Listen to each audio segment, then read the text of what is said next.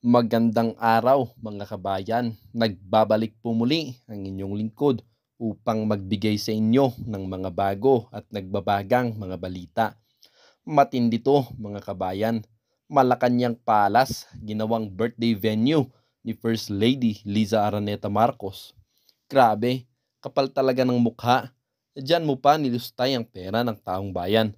Diyan sa birthday party mo. Apakatarantado mo naman at may lakas loob ka pang i-post sa social media. Wow naman, magkano nagastos mo dyan pre? Magkano pala nakupit mo? At tila ba apaka-ingrande ng iyong kaarawan? Hays, naggastos ng napakalaki para sa sarili, para sa taong bayan, wala. Buti sana kung pera mo ginamit mo. Pero naman ang taong bayan yan. I do not know where you get the guts to do such an act. Para sa buong impormasyon, panoorin ang buong video. At kung bago ka pa lamang sa aking channel, huwag kakalimutang mag-subscribe, pindutin ang notification bell at piliin ang all upang laging maging updated sa mga bago at nagbabagang mga balita.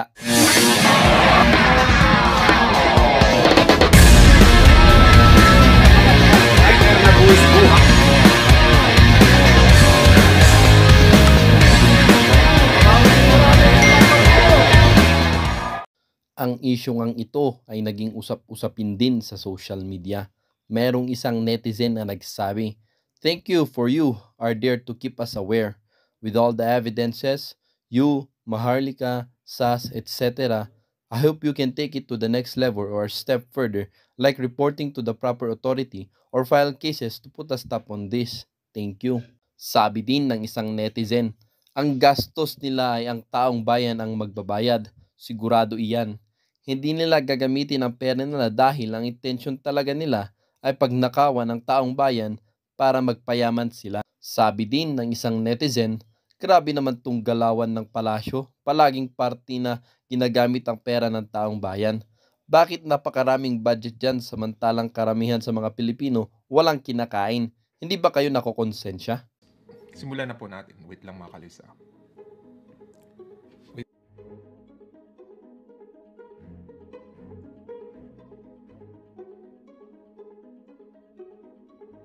Ayan, excuse me po. So, heto mga kalays. Dahil nga dun sa issue, okay, nung isang artista, di ba, ng mga kabitan, mga cheating, di ba? So, may lumabas na pangalan dun, si Bianca Manalo. Dahil dun mga kaloys, syempre na-research tayo, di ba? Kasi analyzing tayo, the Marites, di ba mga kaloys? So, dito mga kaloys, ay yung first sentence pa lang ay nakakagigil, nakakagalit, okay? Sabi dito, Bianca Manalo celebrates her birthday at Malacanang. Kaya nagtatanong ako sa inyo, pera ba ng taong bayan ang ginagastos tuwing may party sa Malacanang? Diba? Yan o, picture ni Lizos Mugs at ni Budul Budul Man, diba? So, ito po yung si Bianca Manalo. Ayon sa ating pag-research, itong si Bianca ay dati palang Miss Universe Philippines. Okay? At matagal na po yun, 2009. Okay? Tapos siya po ay matagal na girlfriend ni Win Gatchalian. Kaya nga, loose si Win. Kasi nga, di ba, Bianca Manalo. Manalo, Win. Pero bakit ngayon? Bakit naging loose na parang wala tayong pakialam sa mga kabit-kabitan dyan or mukbang ng Kipay Labum? Diba? Wala tayong pakialam dyan. Kasi nga, ang sa atin po, interest ng bayan. Personal na po nilang kung magumukbang sila ng Kipay Labum or Putotoy. Wala tayong pakialam sa kanila. Personal na nila po yun. Pero kung pera na talaga ng taong bayan, ay talaga mag-react tayo. Right? So, yun na nga. Para hindi maubusan ng party-party itong Malacanang ay pati birthday party. Okay? Pwede na rin. So, ayun nga, bakit hindi sila pwedeng mag-party sa bahay? Okay, nung may birthday, hindi sa Malacanang. Kasi nga, alam naman natin na yung kuryente, taong bayan nagbabayad, di ba? Yung mga naglilinis, di ba? Pasweldo doon ay taong bayan, di ba? Kahit sabihin nila na yung pagkain ay bit-bit nila, okay, fine. 'Di ba? Pero yun ang mga nag-prepare doon, 'di ba? Yung caretaker ng Malacanang, pera ng taong bayan din yun ang nagbabayad doon, 'di ba? Tapos for sure may mga PSG din diyan, mga kaloys, 'di ba? So ayan oh. Ayan pa si budol-budol na ate oh. 'Di ba? Kasama pala siya sa party-party. Hindi man niya mapagsabihan ng kanyang kapatid na, "Uy, wag dito kayo mag-party, nakakaya naman sa taong bayan." 'Di ba? Gagastos tayo ng kuryente. Pera ng taong bayan ang binabayad diyan, 'di ba? Mahiya naman kayo. Kaso wala eh. Para sa kanya, hindi yun form of corruption. De budol din to. Hindi rin para talaga sa interest ng bayan. Kaya nanawagan tayo dito kay Amy at saka kay Win Gatchalian, kailan nyo ilalabas ang resibo nyo? Mananatili kayong kawatan, okay? Sa mata ng taong bayan hanggat hindi nyo makapakita ang resibo ng MOOE nyo. Pero for sure kami, wala kayong makapakita ang resibo kasi culture nyo na sa mga kawatan, okay? Kayong mga senatong, mga congressman wala. Senatong at congressman ay nagkaisa kayo, kayong mga kawatan, na wag nang magbigayan ng resibo. So, against kayo sa interest ng taong bayan or kalaban nyo ang interest ng taong bayan. Or gusto nyong kalabanin talaga ang taong bayan, di ba? Ayaw nyong malaman ng taong bayan na kayo po ay mga kawatan. Okay? Kayo po ay nagkaisa para hindi na magbigay ng resibo. Sino ba namang COA ang lalaban sa inyo? Di ba? Sino ba naman? Right? So, ayan, hanggat hindi nagbigay ng mga resibo ito, mananatiling mga kawatan po sila. Okay? Ang mga anak nitong mga kawatan na mga politiko ay maging kawatan din. At nanakawan din ang kinabukasan, okay, ng inyong mga kaapapuhan. Diba? Yung chance ng kaapapuhan nyo na sana magkaroon ng magandang Pilipinas, safe na Pilipinas, masaganang pagkain, ninanakaw nila yon. Kasi nga, mga interest lang nilang inuuna. Okay? Nakaw here, nakaw there. Nagkasundo po sila. Kasi pareho po sila mga kawatan. Yan, shoutout kay Claret Sons and kay Ma'am Rebecca Ogata and kay Vivian I and kay Rose Mosten. Shoutout din sa aking kaibigan na si Corazon Astero at sa G. Salatar. So dito mga kaloys, very obvious po na kahit walang mag-news, okay, na nagkakaroon ng birthday party sa Malacanang, pero ito po ay isang example. Alam naman nila na ayaw nila ipakita sa taong bayan yung kanilang listahan ng mga party-partihan sa Malacanang kasi alam nilang that's already a form of corruption. Siyempre, itatago nila yun, di ba? May mga kawatan ba na ipapakita nila na nagnakaw sila? Na magiging obvious na magnanakaw sila? Siyempre, advance din mag-isip yung mga kawatan. Kaya ayaw nilang ipaalam sa taong bayan kung ilan na yung nagkaroon ng birthday party dyan sa Malacanang. Di ba? Ang nakakaalam lang dun ay yung mga PSG. Kasi parati silang nandyan. Di ba mga kaloys? Magkano kaya ang ginagastos nila dito mga kaloys? Shoutout kay Lucky Salayaw. Sabi ni Lucky Salayaw, naka-pink pa. Di ba sarcastic yun? Sinong naka-pink pa din mga kaloys? So, ayan mga kaloys yun yung issue natin ngayon, yung pag-birthday party. Kasi nga, pera ng taong bayan talaga ang ginagastos dyan. At heto na nga mga kaloys, itong babae na ito, to si Bianca, di ba? Yan.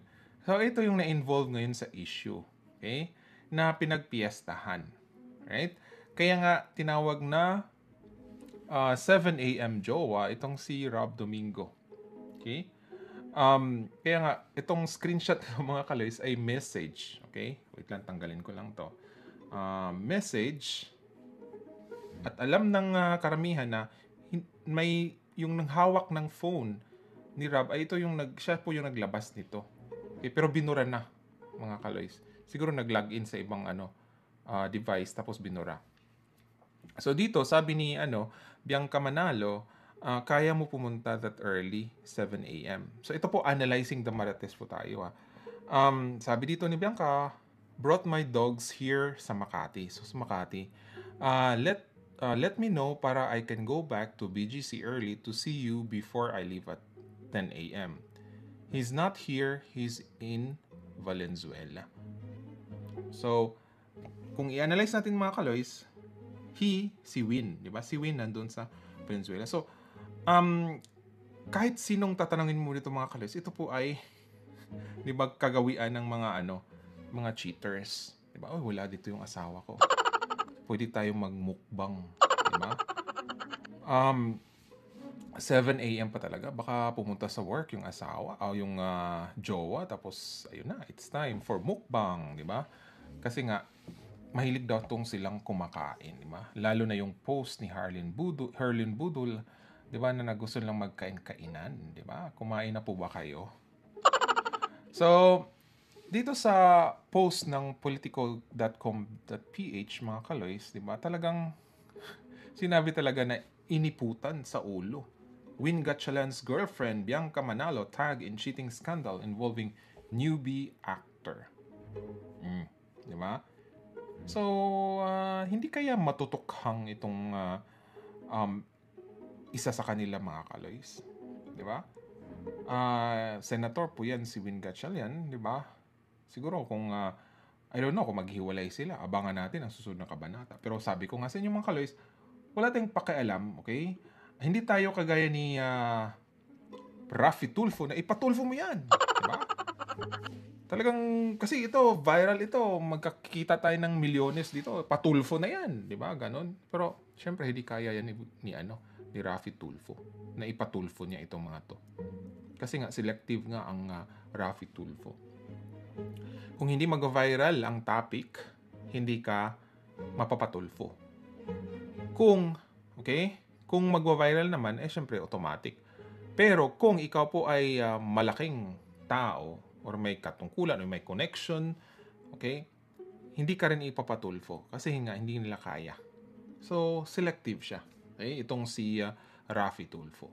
At alam natin na minsan ay para lang kumita ay nagdadrama-drama sila. 'Di ba? Tulad nung 5 million na naiwan na yung maleta, 'di ba, sa airport. 'Di ba, na-booking natin 'yun, mga kaloys. So, ayun na, kalat na at talaga trending talaga 'tong mga kaloys. Pero sabi ko nga sa inyo, wala po tayong pakialam kung magmukbang man sila ng kipailabo or putotoy. Ang sa atin lang po, ito po ang na-discover natin, 'di ba? Itong pa-party sa Malacanang. Dahil nga dun sa issue na yun, nalaman natin na pa-party din talaga sa Malacanang. Isa pa, mga kaloys, ito yung na-discover ko. Aside from that, yung asawa, ni Rob Gomez ay nag-post sa kanyang Facebook page kung saan, kung makikita nyo, mga kaloys, hindi po naka-public. So yung mga nakabasa lang dito, ang mga yung mga kaibigan lang. Siguro itong mga kaibigan ay talagang mga marites talaga or ini-screenshot tapos sinishare. So sabi dito, reasons for breakup. So part 1, dito talaga ako na-shock, mga kaloys. Yan. Uses recreational drugs. So pulburon. Pulburon ba or MJ? Ano sa tingin niyo, mga kaloys? Pero ang tawag dito, mga kaloys, ay tiny. Hindi ko mabasa, mga kaloys, masyadong maliit eh. I-zoom in natin at wala din akong alam sa mga droga-droga kung ano yung mga term nila, mga kaloys, di ba? Hindi po tayo drug addict kaya hindi natin alam. Sabi dito, mga kaloys, nag-text itong si Rob Gomez na may tiny ka na. Tiny? Parang tiny to, mga kaloys. I-share ko nga sa inyo, mga kaloys, para mabasa nyo or kung sino man yung pulboronic dito ay masabi sa atin kung bakit yun yung term, di ba? So ayan, mga kaloys, i-share ko dyan sa chat box. Ayan. Sabi ni Victoria's Lucky Penny, Sabah. Sinong Sabah? Cold cash si kongresista. Nanalo na. Win-win talaga. Unfair ang life. Actually, itong si Rob Gomez ay 26 years old. Si Bianca is 37. Yun nabasa ko, mga kaloys. Tapos si Win naman ay 49. So, cougar ba ito si Bianca? Cougar, di ba? Rar. So, ayan, mga kaloys. So, ito talaga nakaka-bother kasi nga, yung sinasabi, ng kasamahan or asawa ni, hindi ko alam, mga kaloys, kung naghiwalay na sila, pero alam ko, di ba, may anak sila. Itong si Shyla. Beauty queen din ito, mga kaloys. Bisaya. So, dito mga kaloys, aside from yung sinasaktan siya, okay, ay yun na nga, itong droga. Kasi wala naman tayo pakialam kung um, magkakabit sila or what. Hindi naman tayo Rafi Tulfo. Ang sa atin lang itong droga. Di ba na, imagine mga kaloys, kung sa time ito ni Duterte, anong sa tingin niyo ang mangyayari? Kakabahan sila. Pero, kailan ito? Di ba? Lately lang ito lumabas. Parang this year lang. O di si Budol-Budol man na. Okay? Ang namamahala sa ating pamalaan. Actually, correction. Si Liza Smugs na. See? Imagine na, cameraman, di ba? I don't know why they call it recreational drugs, mga kaloys. Ano sa tingin nyo? May nagsabi sa akin na para baka ecstasy yung sinasabi nila. Di ba? Ewan ko, mga kaloys, pero tiny ang tawag eh, tiny. May tiny ba kayo? Parang, ano yun? Diba? Kasi kung hindi ka polboronic, hindi mo talaga alam yung term. Diba? Pero yun na nga, cameraman ay nagiging pusher. Right? So, laganap na talaga. Alam naman natin, di ba, yung in-expose ni Miss Marlica na itong sa Sayarot ay nag-export na ng droga. Ibig sabihin nun ay malaki na talaga or maraming supply. Di ba, sabi rin ng mga kasamahan natin dito, ng mga viewers, na parang buy one take one na yung itong polvoron. So, ano ibig sabihin nun? Laganap. Okay? Walang takot itong mga pusher, itong mga polvoronic manufacturer. Kasi nga, saan ka ba naman, di ba? Polvoronic ang namamahala sa ating sa ating bansa. Mamamayagpag talaga. Alam nga naman, ubusin nila yung mga sources. Paano pa sila magpopolvoron? Di ba?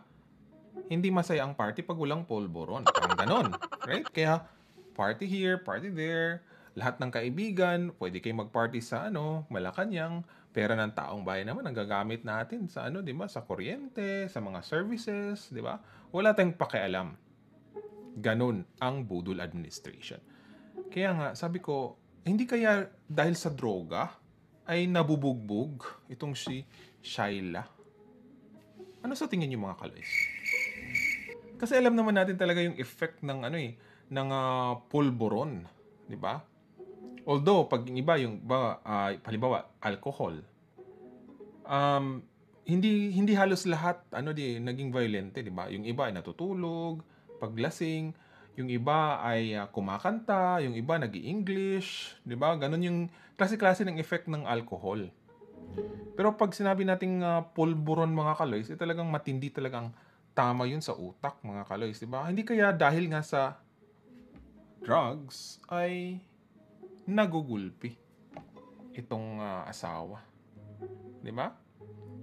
So, nakita niyo, mga kaloys, ang effect ng pulburon, di ba, sa society. Paano lang kaya kung yung anak mo ay maging biktima ng pulboronic? Or worst, yung anak mo ay pulboronic? Baka ikaw, matatakot ka na rin, di ba? Baka jumbagin ka na lang bigla, di ba? Hindi ko alam, mga kaloys, kung nakakagana ba sa pagmumukbang ang pulboron. Di ba? Magpupulboron ka tapos bago ka magmumukbang. Nakakagana ba yun, mga kaloys? Hindi ko alam. Kaya hindi ko alam kasi hindi naman ako pulboronic, mga kaloys. Sabi ni Floren, Jesse Pinkman ay yung karakter sa TV show na Breaking Bad. Gumagawa siya ng crystal meth doon sa show together with the main character na si Walter White. Yun pala yung ibig sabihin ng mga kaloys. So, ano sa tingin nyo dito, mga kaloys? Bakit yun yung reason niya uses recreational drugs? Sources. Diba? At bakit ite-text mo siya kung... ito nga, may proof nga, diba? Yung may mga text nga dito. Right? Bakit ipapakita ito ni Shaila? Right? Hindi kaya dahil nga high at nabubugbog siya tuwing high, mga kaloys. Sabi ni nakukuha naman si Hipon na dali din. Naku po, kaya pala party-party lahat sila kumakain pala ng pulburon. Kaya nagtataka ka ngayon kung invite kayo ka sa palasyo, iyon pala kaya kanyang pasabog.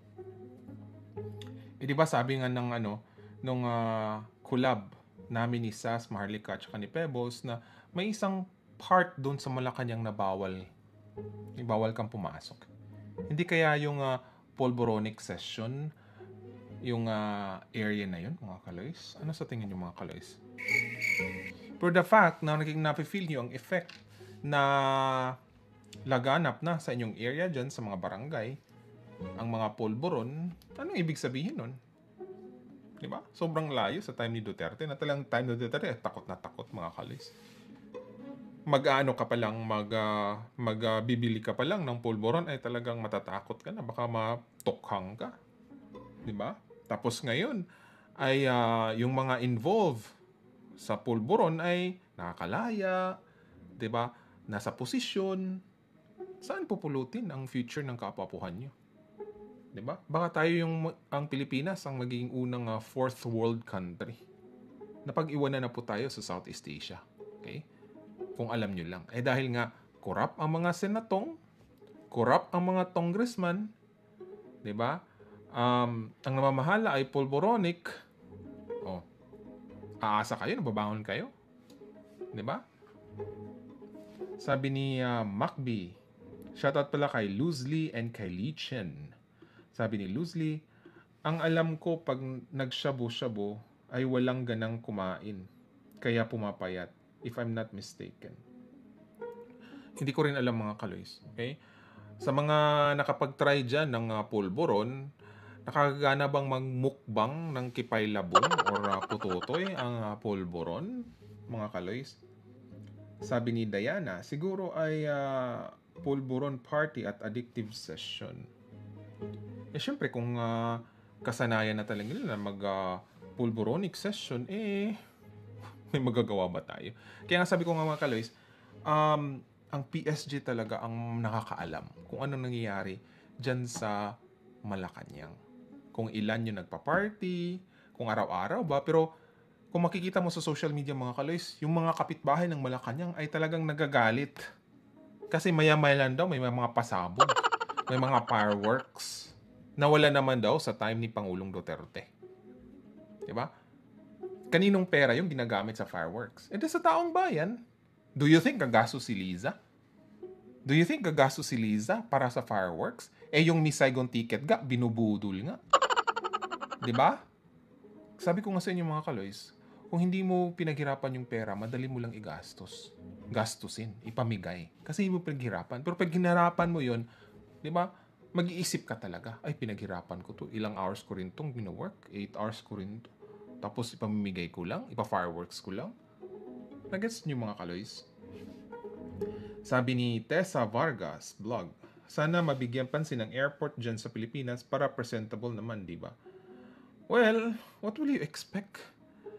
Sabi nga ni Bongbong Marcos na kung siseryosohin niya ang pagiging presidente, ang posisyon, okay? Kung sino man ang magsiseryoso ng posisyon ng presidente, ay mabigat daw talaga. So, ibig sabihin nun, ayaw niya, tamad siya. At sabi pa niya na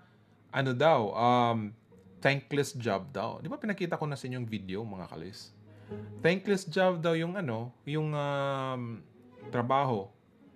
So, ibig sabihin, hindi na lang siya gagawa ng kagandahan or hindi lang siya mag-effort na gagawa ng maraming kagandahan sa kanyang trabaho kasi nga thankless job daw. So, wala siyang motivation kasi thankless job. Tapos ngayon, aasa kayo na maging 20 pesos ang bigas? Come on, magbibingo ako. Hindi mangyayari yan.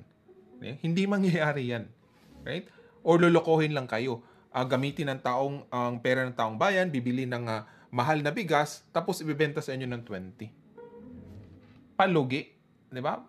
Parang ginigisa kayo sa sariling mantika, mga kaloys. Ganon sila kabudol. Ganon sila kakapal. Ganon sila kawalang konsensya. May kapitbahay kami work under Sherwin as secretary. Her mother died at kwento ng anak niya ay si Sherwin ang nagpapatay. Nako, another naman to, mga kaloys.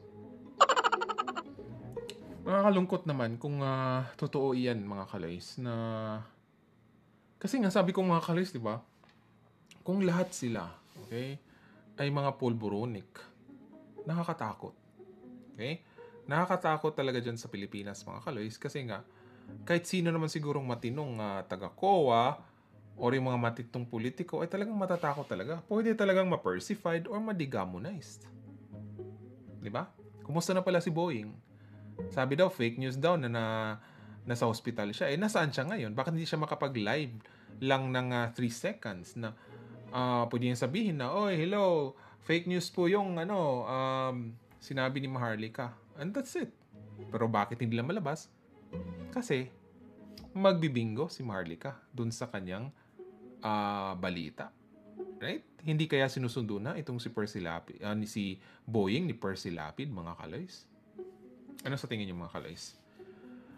Paki-comment na lang dyan, mga kaloys, ano sa tingin niyo? Pero ito talaga nag-bother sa akin, mga kaloys, na ganun na lang ba ka dali, or ganun lang kahit sa polvoron at yung pagpa-party sa Malacanang. For sure, hindi lang ito si Bianca. For sure, marami pa yung kaibigan ni Liza or ni Bongbong Marcos nagpa-party dyan. Hindi lang natin alam. Kasi news blackout nga. Diba? Yung mainstream media, takot din magbalita. Baka ma-persified. Right? Kaya nga ang taong bayan na hindi na umaasa sa mainstream media, kundi sa mga vloggers na lang. Kasi independent ang mga vloggers. Pati rin yung mga sources, okay, halimbawa, ikaw po isang whistleblower or ikaw po isang witness, hindi mo ibibigay sa mainstream media yung ano nalalaman mo kasi for sure hindi ka pakikinggan or hindi i-air or hindi i-share. So, ang nangyari po ay doon kay Miss Maharlika nila pinapadala. Minsan sa akin, nababasa ko. Minsan kay Maui or kung sino yung mga vloggers na independent. Kasi nga, yun lang yung way. Even kay Raffy Tulfo, kung magsusumbong kayo, hindi kayo papansinin kasi part na nga sila ng sistemang corrupt. Diba? Kailan mo papakita si Raffy Tulfo ng kanyang resibo sa MOOE? Diba? Akala nyo matino? Diba? O yung mga dating mga senators, kailan kayo magpapakita ng kanyang mga resibo? Diba? O, yung si Hart Evangelista, okay, sabihin mo naman sa iyong asawa na ipakita niya yung resibo niya. Diba? Baka po yung ginagamit mo sa punta mo sa Paris ay galing ng diba? Kaban ng bayan, mga kaloys. Sabi ni Carla Pastor, siguro hindi sagot ko kasi kung pati yung pera ng bayan, so kapal ng mumukha. So sagutin ko na to, mga kaloys. Itong ating live survey. So ang katanungan po natin ay, nakasagot na ba lahat, mga kaloys? Kung hindi nyo nakita tong live survey, mga kaloys, ngayon, ay i-update nyo yung app nyo or i-delete nyo yung app tapos i-reinstall nyo para makikita nyo. Okay, kasi yun yung mga experience ng aking mga viewers. So ang katanungan po natin sa ating live survey ay, pera ba ng taong bayan ang ginagastos tuwing may party sa Malacanang Palace at bakit? 92% ng ating viewers nagsasabi na oo, 8% lang sabi na hindi. Ang sagot ko po dito ay oo. Okay? Kahit sabihin man nila na yung pagkain ay sa kanila. Diba? The venue itself, okay? That's already a form for corruption. Yung Malacanang ba ay nandyan para sa mga birthday ng mga kaibigan? Kung matino ka na Pangulo, hindi mo gagawin yun. Mahiya ka sa taong bayan. Kasi nga yung kuryente, yung mga naagarbyado dyan na nagtatrabaho sa Malacanang, di ba? Pera ng taong bayan yan. Pero kung ikaw talaga ay matino, hindi ka korap, para maiwasan ng isyong ganito, bakit hindi lang dun sa ibang bahay? Huwag lang sa Malacanang. Gawin na lang for official use na lang, yung Malacanang. Or kung birthday ni Liza, okay. Okay? Birthday ng first family. Pero kung i-reason yun na kayo nagbabayad ng kuryente, come on. Budol yan. Diba? The fact na dyan kayo sa Malacanang, nagpa-party is para makasave kayo. Diba? Para makasave kayo. Kaya nandyan kayo sa Malacanang, nagpa-party. Or safe kayo, mag-polboronic. Maging polboronic kasi nasa loob na kayo, diba? Right? So, kailan matatapos itong pambubudol sa ating bayan, mga kaloys? Until 2028 pa ba ito? Diba? Or wakasan na itong budol administration? Right? It's up to you din, mga kaloys. Nasa sa inyo na yung decision na yan. Kung hayaan nyo, okay, itong ganitong klaseng sistema, ay wag na kayong umasa. Okay? Nababangon pa ang Pilipinas. Mapapag-iwanan talaga tayo, mga kaloys. Okay? Mapapag-iwanan talaga tayo. Sabi ni Motobang, Kaloy, next topic, nag-announce si Panlilio na 30 days suspended ang SMNI. Yan po ay panggigipit. Okay? Kasi nga ang SMNI ay hindi nagpapakontrol. Okay? Doon sa request ni Boying Rimulya at saka ni Tambaluslos na wag maging kritiko sa budol administration. See, mga kaloys? Kung sino yung hindi sasang-ayon sa kanila ay gigipitin. Okay? Or mag-ingat na rin ang mga taga-SMNI. Baka ma-persified kayo. Delikado. Okay? Nakakalungkot, mga kaloys. Hahayaan na ba natin ang ganito? Or magkaisa tayo para wakasan na itong pambubudol at pagwaldas ng pera na taong bayan? Right? Napag-iwanan na tayo ng ibang bansa. Dahil nga, kayong mga matitino, wala kayong ginagawa para labanan itong mga korap. Diba? Kailan pa? Kung may isa na sa aming mga vloggers ay ma-persified. Kung lahat kami nakakulong, kaming mga vloggers. Ganun ba? Sabi ni Henverter, sana mag-withdraw na ng support ang men in uniform kay BBM para matanggal na siya sa pwesto. Nakakagalit na nangyayari sa ating bayan. Actually, mga kaloys, umaasa din tayo sa PSG. Okay? Kasi ginigipit sila ngayon, mga kaloys, ang PSG. Sinecheck yung mga kanilang mobile phone, mga cellphone nila. 'Di ba? Baka puting ahas. Baka puting ahas yung PSG. 'Di ba? Sana may maposes na PSG at gagawin niya na ang kung anong dapat gawin to save the Philippines, di ba? Magiging bayani siya, mga kaloys. Right? At sana, yun nga, yung men in uniform talaga ay gagawa na ng action, di ba?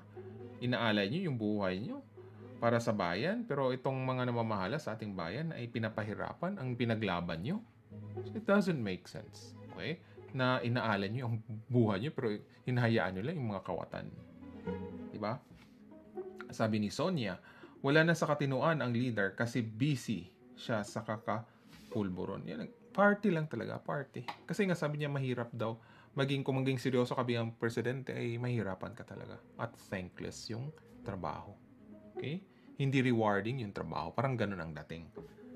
So, hindi talaga siya hindi talaga siya magsiseryoso, mga kaloys. Yung mga kaloys, nakaka-stress, okay? Lalo na pag mag-discuss tayo ng mga ganito. Sabi ni Diana, sana maulit-ulit ang collab nyo ni Maharlika sa Peoples kasi ang saya-saya at entertaining. Yeah. Soon, mga kaloys, okay? I hope, okay, kausapin ko sila kung kailan yung next nila para mag-collab. Maybe sa channel ni Maharlika or kay Miss Sas, di ba? Marami pa kasi lang pasabog, mga kaloys. Yung 2.5 hours ay maiksi pa yun, mga kaloys. Okay? Sa tagal ba naman na na-expose itong mga vlogger na ito sa likod ng camera with Eliza and BBM, marami pa talaga silang alam, mga kaloys. Okay? I hope mangyayari yung part 2. Okay? At maraming salamat pala sa inyong support. Anyway, mga kaloys, yun na nga, sana mawakasan na itong budol administration para mawakasan natin yung paglaganap ng droga. Hindi man 100% mawakasan yung at least ma-minimize. Ngayon kasi bumabalik na nasayang lang yung effort ni dating Pangulong Duterte. Di ba? Again, okay, wala tayong pakialam sa mukbang ng mga problema ng mga kabit-kabit. Ang sa atin po diniscuss dito ay yung pagpa-party sa Malacanang at yung gaano lang kadali mag-order ng pulboron. Okay? Sa budol administration. Ngayong nangyari sa budol administration, di ba? Laganap talaga. Nag-export na nga eh. Anong i-expect mo? Okay? Sobrang marami na ang supply. Okay? Buy one, take one na. So again, mga kaloys, maraming salamat talaga sa inyong time.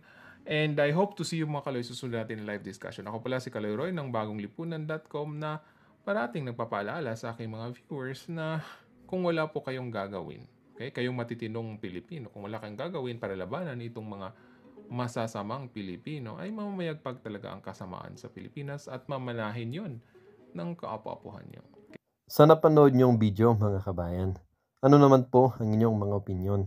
Ang ating comment section ay bukas para sa inyong mga komento at reaksyon. Huwag kakalimutan, do not let your thoughts left unspoken.